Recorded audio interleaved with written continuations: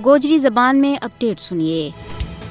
ਅੱਜ ਦੁਨੀਆ ਭਰ ਦੇ ਵਿੱਚ ਪਾਣੀ ਕੋ ਆਲਮੀ ਦਿਹਾੜੋ ਮਨਾਇਆ ਜਾ ਰਿਹਾ ਹੈ। ਉੱਤੇ ਭਾਰਤ ਪਾਣੀ ਨਾ ਪਾਕਿस्तान में अफरा तफरी और इंतशार फैलाने के वास्ते जंगी हथियार का तौर पर इस्तेमाल कर रही है। भारत पाकिस्तान ना नुकसान पहुंचाने का बुनियादी मकसद के तहत जानबूझ के पाकिस्तान में पानी की किल्लत पैदा और जरी जमीन ना रेगिस्तान में बटाना चाहे। भारत सिंध तास माहिदा की खिलाफ वर्जी करता हुआ आबी वसाइल न कंट्रोल कर गए खिता में अपनी बालादस्ती को ख्वाब देख रही है। सिंध तास माहिदा पर 1960 में दस्तखत किया गया था, जिसके तहत 3 मगरबी दरिया सिंध, जहलम और चिनाब का पानियों के ऊपर पाकिस्तान और 3 मशरकी दरिया रावी, सतलुज और ब्यास का पानी के ऊपर भारत को हक तस्लीम किया गया था।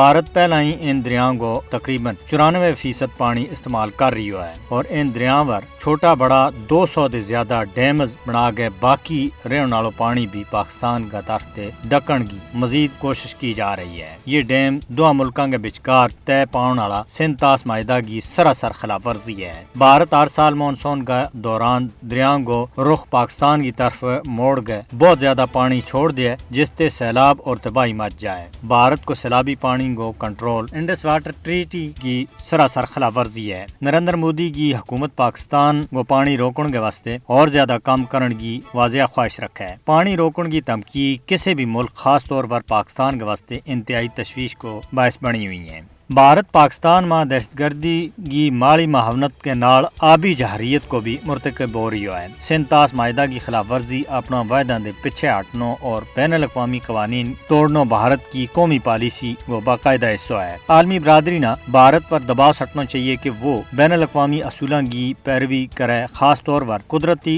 आफात के बिचकार और आबी जहरीत की पॉलिसी के जरिए पाकिस्तान भारत ताल्लुकात ना और ज्यादा खराब करन दे परहेज करे।